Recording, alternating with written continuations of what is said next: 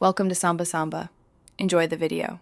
You begin by securing a clean, oxygen-free workspace because titanium reacts with air at welding temperatures. Strip paint, oil, and oxide to bare metal. Use 99, 9% acetone and a dedicated stainless brush.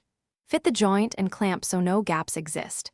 Set a TIG welder to about 812 amps per millimeter of plate thickness with a 3/32 to 1/8 tungsten.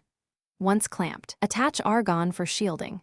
1525 CFH front and back purge 25 CFH to prevent contamination. You now weld in short, deliberate passes to control heat input and avoid alpha case formation. Use pulse mode so you get cooling between pulses. This reduces grain growth and warping. Hold a 10-15 degrees torch angle and keep a 2-3 mm arc length.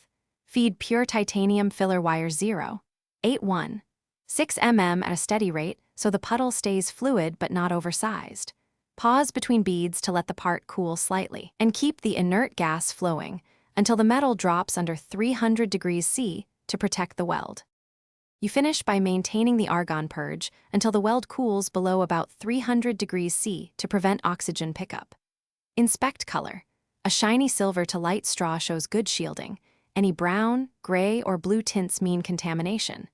Remove any scale only with a dedicated stainless brush or by grinding to clean metal and then re-weld that area.